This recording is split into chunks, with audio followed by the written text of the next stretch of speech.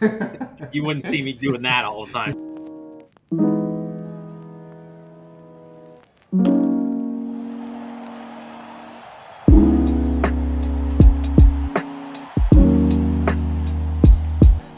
What's going on, guys? My name is Dillard. We're bringing back the podcast. It's been forever since Mr. John and I have been on the podcast again. Very sorry about that with all the lockout and all that BS. We're finally back to the basics. Going to be talking about Yankees baseball. First off, John, I just need to ask you, how you feeling, my man? Feeling good, man. I lean back in my chair, but it doesn't seem to want to cooperate right now. It won't let me lean back in my chair. I'm gonna say relax, man. I'm ready for the season, and I'm ready for Yankee baseball. Sounds good. Yeah, you want to tell them the little story about you leaning back in your chair that you were doing earlier? I was leaning back in my chair and being like, I'm super relaxed about the season, but now my chair won't lean back anymore. It's very unfortunate. So don't pay any attention to me. I'm just trying to figure out why my chair won't work properly right now. It's playing some voodoo magic on you right now. Oh, there we go. Actually, before we start this, though, I wanted to show you. Do you see anything weird with my headset? Do you see anything weird with it at all? Is that the headset you threw? No, I didn't throw this. No. This cost like $150. I would not throw this headset. Yeah, but the controller got thrown. Oh, the controller got thrown, but that's like a $30 plastic. This is like $150. This is what happened to it. See this? Yeah. How'd you do that? It's got like three cracks. These are like two minor ones, and this one is huge. So tell me your head is the wrong size. Any day now, this headset is going to snap. But luckily, I do have another headset down there. Well, hopefully we'll get it on video. That would be so funny if we can get that on the podcast and just snapping in half. That would be brutal. But let's go ahead and talk some actual baseball. If the Yankees win the World Series, will you snap your headset on live stream for us? Yes. Okay. Yeah. You put money on that, too. If you want to go ahead and put money on that, I will snap my headset if they win the World Series. I will. Okay, all right. I'll wait for that. I'll do that. I'll actually stream it. I look forward to it. I will stream it just for you. I will stream it on Twitter and stream it on Streamlabs. Whoa. We're going to have a Twitter space and everything. Yeah, we'll have Twitter space and everything for Mr. Dillard snapping his headset because the Yankees won the World Series. So yeah. Let's go ahead and talk some Yankee baseball. I think obviously the first thing would be the Donaldson trade. I want you to go ahead and have the floor and talk about what you need to talk about. Well, first off, I'm going to hold this pen so I don't look like an asshole when I make my points. I think that I really like the Donaldson trade. All right, now, I think that a lot of Yankee fans are upset that we didn't get Correa. Obviously, they're upset that we didn't get Correa. Could have had Story too, obviously, but obviously we believe in Volpe, so that's why we didn't do that. Obviously, the door's still open for Correa to come next year. I mean, I think he's opting out either way because he wants a long-term deal. The Donaldson trade, to me, makes a lot of sense because you get a good shortstop, you get a good third baseman. I know he's old, and we're paying him a lot of money. Well, I think it's $50 million guaranteed, including the buyout. But Donaldson plays pretty good defense, and he clearly he's got a good bat. I mean, he's been in the top of the league in terms of exit velocity. He has a below-average strikeout percentage, and he takes walks, which is what we really desperately need. We need to get people on base, and we need to get the offense moving. So far in spring, he's been a pretty clutch hitter. I like what I've seen him and Falefa, although Falefa's numbers in spring training are kind of always inflated. He is always like a Tyler Wade, Greg Bird type in spring training. He seems to always hit better in spring than in the season, but hopefully with his instruction from Justin Turner's hitting coach, he'll be better. I think it's an upgrade because you take a guy like Gary. I love Gary. We've said this 1,000 times on this podcast. I love Gary as a hitter. And you take Gio, who we view him as a good defender, but he has really not great range, so he always has some poor defensive metrics, and they're both above average strikeout guys. So despite the fact that we love them as hitters, they strike out more than league average, and you slot in two guys now who have below league average strikeout numbers. So hopefully that leads to putting the ball in play more that everyone in the fan base screams about, and we can have this nice compromise with this lineup now. And also you get a catching prospect who, I think, what is he, 27? How do you say his name, Dillard? I knew you were going to ask me that. Ben, and that's where I'll stop. Oh, he's only 24. Ben Roodvert. Ben Some Roethlisberger. I still honestly do not know how to pronounce the name. I'm just gonna call him Roethlisberger. Mr. Now look it up on BB Ref. I was just gonna call him Mr. Benny. Is that good enough for you? Is that good enough Benny. for everybody? Benny R. Okay. So, What do you think about it? Give me the lowdown. What's your thoughts? I mean, basically, you kind of hit the nail in the coffin. So, some of the notes that I wrote down, I jotted down on Google Docs was obviously it's definitely the one thing I want to talk about is that Gary Sanchez and Gio are no longer Yankees. Gio Urshela I could get over a little bit more, but obviously, if you've watched the podcast, everyone knows how vocal I have been about Gary Sanchez. So it makes me, and you too, to be fair, it makes me sad. But at the same time, the Yankees have very clearly prioritized defense now. Like, that is their main option. That is what their main goal is, to get better defensively at the catching position. And I'm completely fine with that. I always will believe that Gary Sanchez will do well. I think actually a change of scenery in Minnesota, I think he actually will do better. I could obviously be very, very wrong. I'll always support the guy. But I do not hate these moves at all. You know, going forward with Higgy, I'm not expecting Higgy to produce the numbers in regular season like he is right now in spring training, where he's Barry Bonds in the flesh. Bonds! But, I mean, at least with Higashioka, you know you're getting good defense. And then I'm not really too familiar with Mr. Benny, as we're going to call Yankees him. class. But then we also get Jose Trevino, and I do know Jose Trevino is an elite framer. So, obviously, the Yankees want good defense behind the plate, and I respect that. I'm fine with it.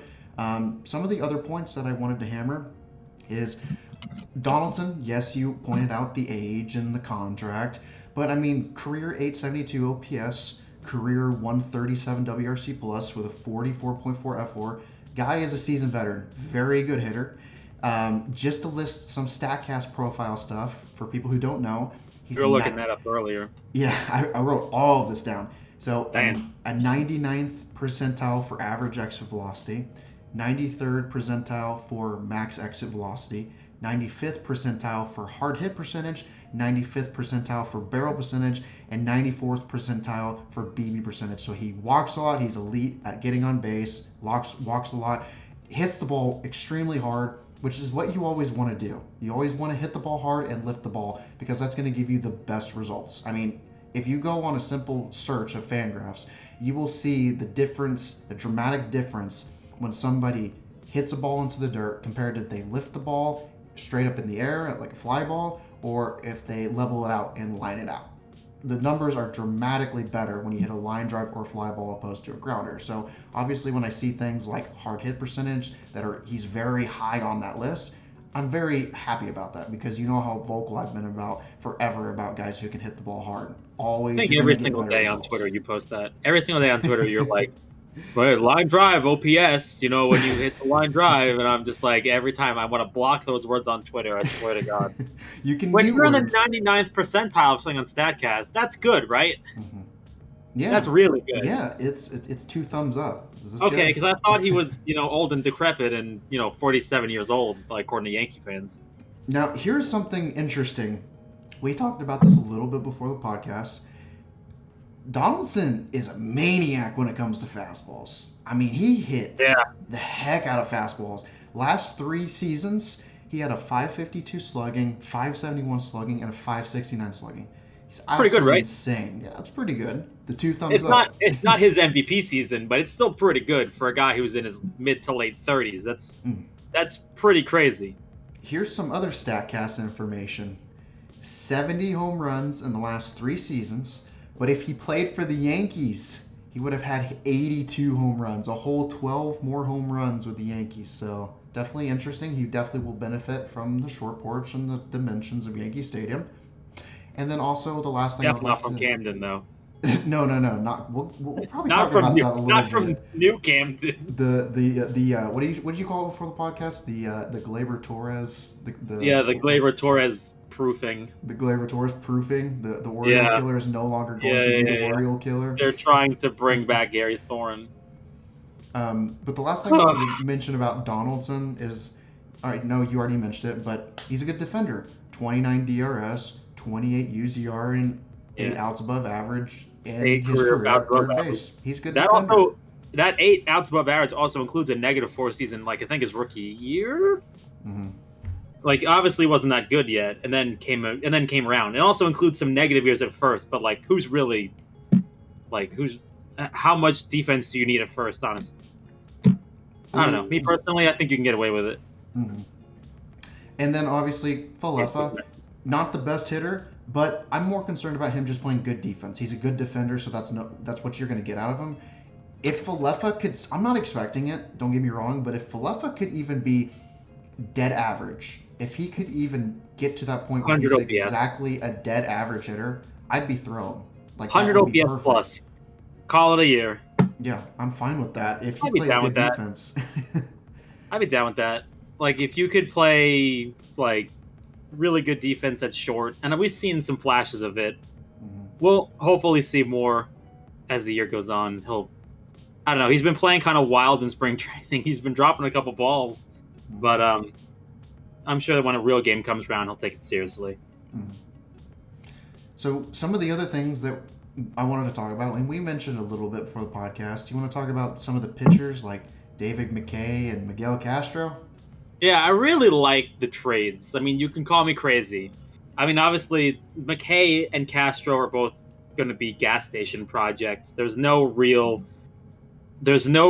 stuff they have. Well, Castro that has stuff there, but McKay is like a project. Like he's got raw numbers.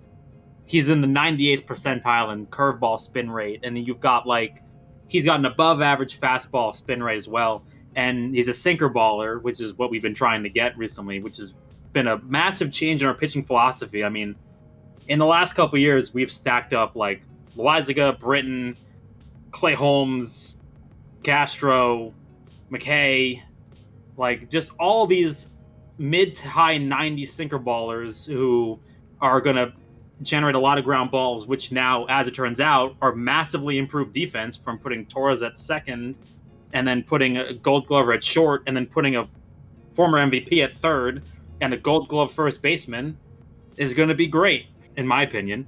But McKay and Castro, I think, are projects. They are clearly people who don't generate a lot of... Well, okay, McKay kind of generates a lot of exit velocity, but Castro, for throwing as hard as he does, generates almost no exit velocity, which is incredible. He's very wild. He needs a lot of work, so that's why I think they're trying to take him in, see if they can figure out a way to get him to throw strikes. And McKay is like coming off injuries, but has good peripherals, and they want to see, obviously, if they can turn him into like a lethal reliever with his high spin rate stuff. And I'm intrigued by both of them.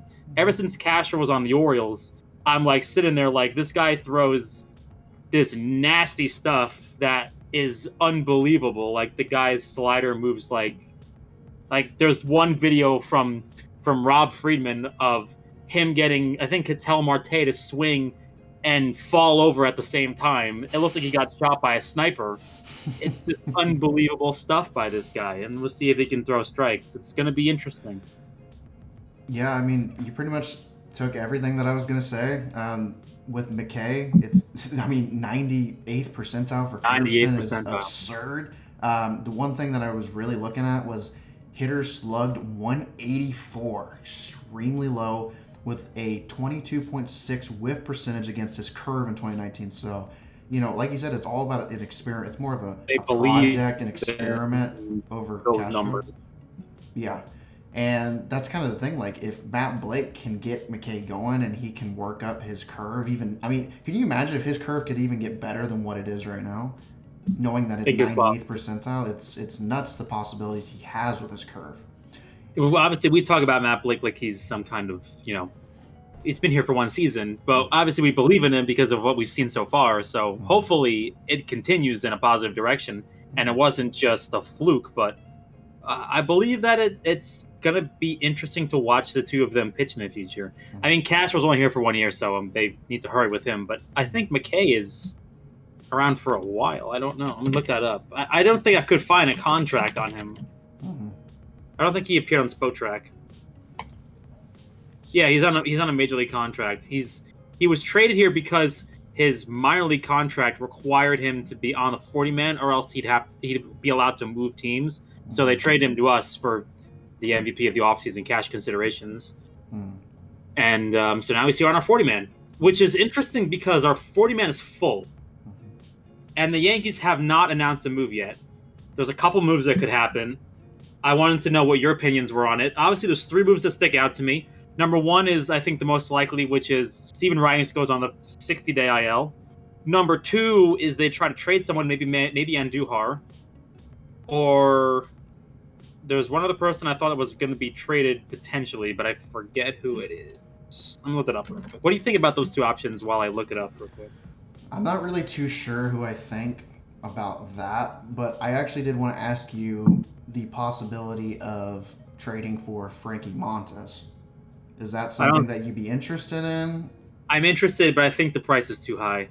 And I say that, and everyone's going to be like, the price is never too high. Like, the A's have 2 years of control in him. They said they don't want to move him. When you have a team that says they don't want to move him, you need to now overpay for the person. You need to make the deal sweet enough for them that they don't blink and they don't think twice about it. Mm-hmm. Like, they need to think that they got away with something at that point. Mm-hmm. Like, if you're talking about moving someone like Luis Medina, or you're talking about moving stuff like that, major league ready talent, such as maybe Heel, I don't know. Are you willing to move Luis Heel to get 2 years of control on Frankie Montas? I don't know if I'm there yet. Mm-hmm. If you can get it done with lower prospects without moving someone like Dominguez or stuff like that, if you can get it done with like 3 or 4 prospects, and then maybe you move a major leaguer to them, that's cheap, maybe. Mm-hmm. But I think that you're going to have to pay them an exorbitant amount to do it. I don't think they're going to do it. I think that they're going to do it either at the deadline or they're going to do it at the beginning of next season. Mm-hmm. I think they want to maximize the value. So I want to talk about Miguel Castro again just a little bit. I know you talked about him, but I want to talk about him again. 98th percentile for fastball velocity, which is incredible. Pretty good. Hitter slug 222 with That's a 40, really good. A 41.5 whiff percentage, really good That's again. nuts. With his slider in 2021. Nuts. The only thing that's of concern with Castro is his sinker needs a little work, and he's in the 3rd percentile for BB percentage. He gives up a lot of walks. That's dreadful. As we have talked before, you just said it earlier, where we kind of treat Matt Blake like a god because he's done things with like Lucas Luque and then also Clay Holmes, which is my personal favorite. I love Clay Holmes. He's amazing. Finally getting the time. Insane. He's getting the opportunity to shine. And also, I mean, Loaizaga too. I know we've seen flashes, but Loaizaga really had a breakout season last year. Loaizaga was incredible. Disgusting. But I don't know how you hit him. I don't know how you're doing. But I mean, like, I don't know what needs to happen with Castro. I think maybe his grip might need to be worked on a little bit because obviously he doesn't know where the ball's going half the time. That was his problem in Baltimore. Obviously, he threw a little bit more strikes with the Mets, but man, he does not know where that sinker is going half the time. He's just, I think as that David Cohn would describe it, he's not a pitcher, he's a thrower. Like, he just throws. He doesn't really know where it's going. He's got command, not control. He needs to work on that. And if Yankee fans have issues with Chapman, when Chapman can't find the zone, then I'm promising you that Castro is going to be much in the same department as when he starts missing the zone a lot and hitting batters. People's hearts are going to be in their throats, starting in the 8th inning instead of the 9th now. So just a warning to everybody. Like, he's got great stuff, like you said, but they really need to work on him to get his stuff where they think it should be. The last thing I was going to mention with Castro, which we talked about before the podcast, was, with his other 2 pitches, such as a slider, he does a really good job about working around the zone, especially hitting the corners and the edges. But the sinker is the one pitch where he's kind of struggling a little bit to paint it on the corners and edges. He's giving up way too much plate coverage, if I would say. Way too much of the zone without hitting the edges and the corners. So it's definitely something that should be worked on, as well as improving his walk rate, lowering it, how many times he's walking people. Because as you know, as best as I do, walks can kill you. Walks can literally end your season. I mean, if you do it too many times, it can really... Those leadoff batters in the playoffs, when you walk the leadoff guy, that's a long inning. That's a long, painful inning. Always is. So I think probably the last thing that we should cover is maybe some projections. What's kind of your opening day lineup versus the Red Sox? What do you think they're going to go and roll out with? It's weird to me to think that we're back in a situation where I think DJ LeMahieu is not playing opening day, but I think we're in a situation where DJ LeMahieu is not playing opening day. I wouldn't be surprised if it was something, I don't know the exact batting order. I mean, Donaldson's been doing really well out of the leadoff spot in spring training. I think that putting him near the top of the lineup actually wouldn't be that bad.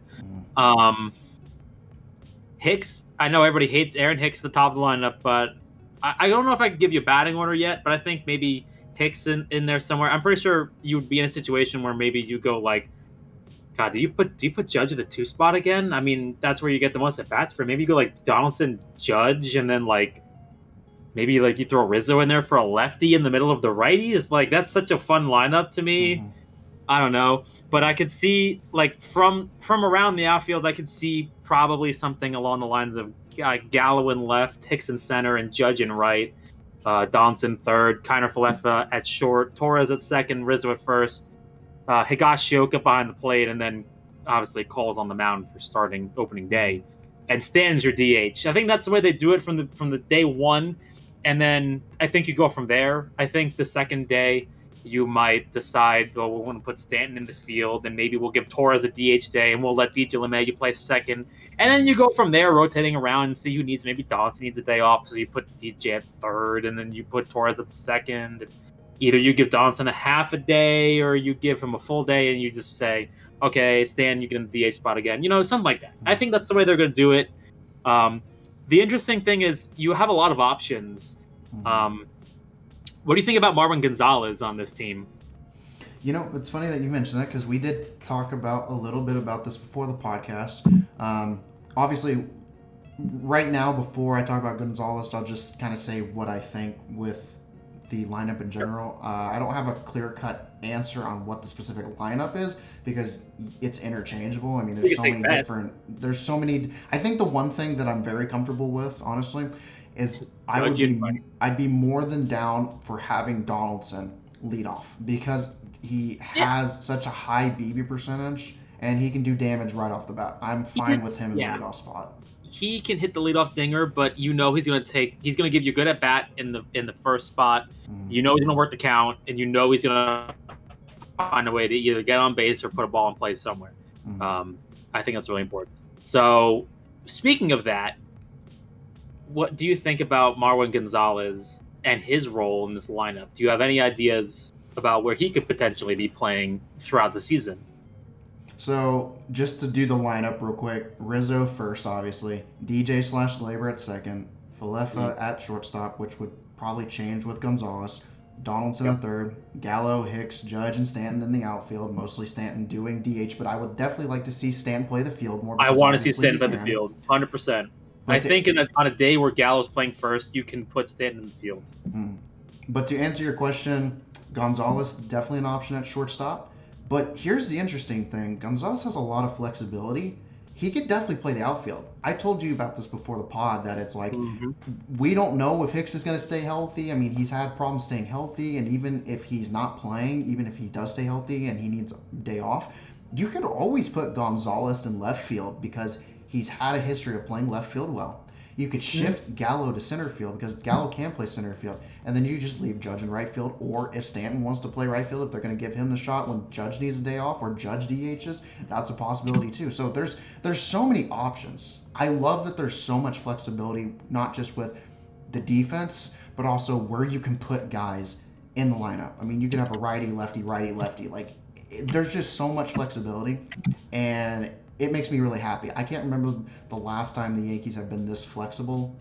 Just the number one key with this team, it's always staying healthy. That is the number one key, is this lineup needs to stay healthy. If they can stay healthy, there's no way they're not winning at least, I would say, 93, 94.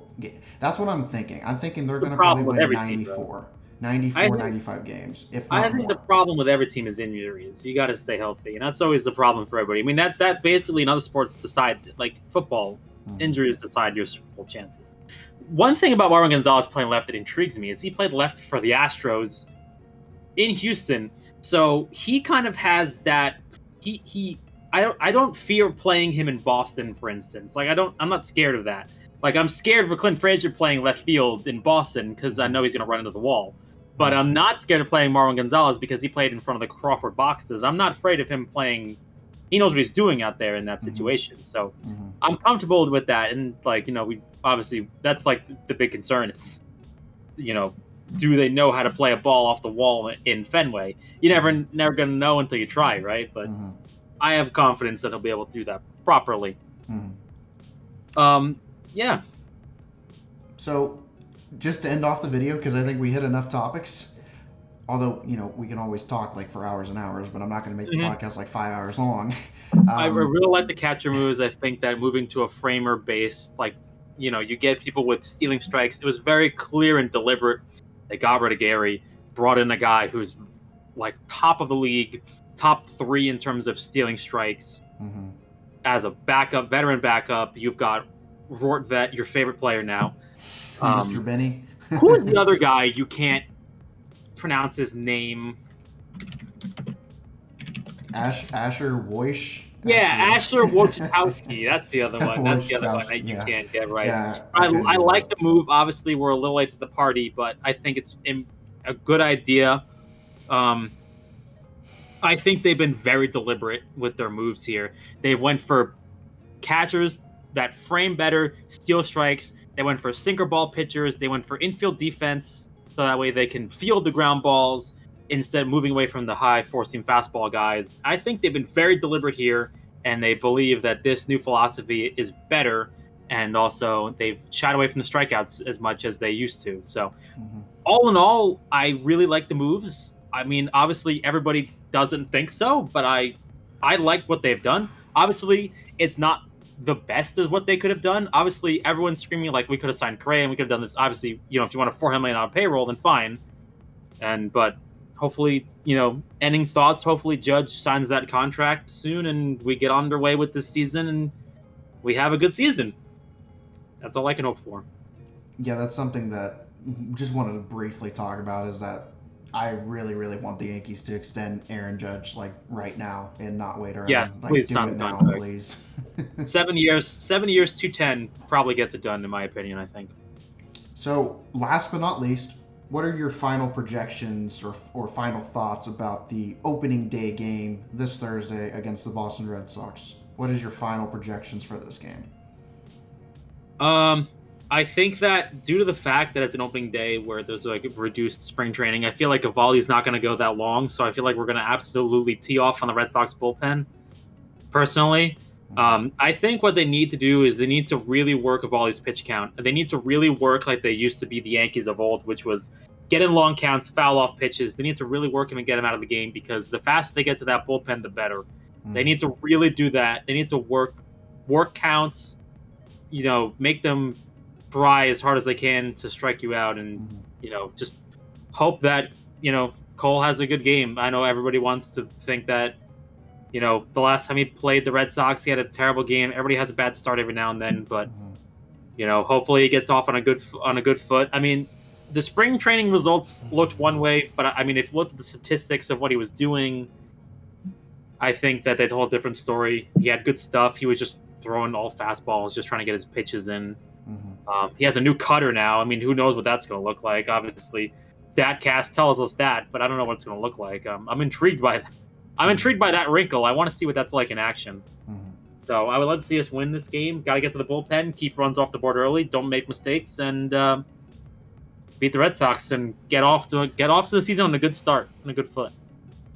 Yeah, completely. I think really the only thing that I wanted to add was I think that the most important factor to this whole series, especially the first game against Eovaldi, is going to be how good and consistent the Yankees pitching is. Because obviously the Red Sox have a good offensive lineup, and obviously they added Trevor Story. So I don't think it's going to be. I mean, obviously I think the Yankees can outslug the Red Sox, but I definitely think the main factor between who's going to win this game is if the Yankees can get to the bullpen fast. And if they can do damage to the bullpen like we know that they should be able to. That's what's going to determine the outcome of this game. So, really the only thing that I think is going to happen is I think Aaron Judge is going to homer. So, I don't know who else is going to homer. I'd love to see like 3-4 guys. I'd love to see Donaldson homer. Obviously, Judge. I think Judge is going to homer. He'll have a pretty good day because obviously you've seen how well he's been hitting in spring. He's been amazing. He looks ready to go. He is locked in right now. He is ready to go. I don't think he needs to even play tomorrow. I think just let him go. I think. Who do you think is the first homer of the year? You Judge, right? Judge. I'm going Judge. I'm going Aaron Judge. I am gonna say that the first homer of the year is gonna belong to Donaldson. Donaldson. Okay. I don't think it's gonna be in the first inning, but I think he's gonna hit the first home run. So here's something I wanted to ask you before we close off the podcast. This would be a good The closing. fifth last thing. Here's the closing statement. No, seriously, here's the closing statement. You remember how when we used to have Edwin Encarnacion, right? You remember Yeah. how he had that parrot? And Yeah, the they parrot. gave him that I stuffed still have that in my room. Yeah. Can we get Donaldson just a big giant Rain cloud. a giant umbrella that he can Just carry bring around when umbrellas he's around, going yeah. around the bases? Man, we we do hated that? Donaldson a year ago. Now we love him. Yeah, I mean, it is what it is. I mean, when players join your team, it's amazing how much people love you all of a sudden. So I it still happens. would love Correa for being on this team, though. I don't care. You wouldn't see me going around being like, you wouldn't see me doing that all the time. Every time he hits a home run, I'm like, that's what time it is. It's time to wrap up this podcast. Dinger's time. It's time to wrap up this podcast, is what it's time. It's time to do. stop.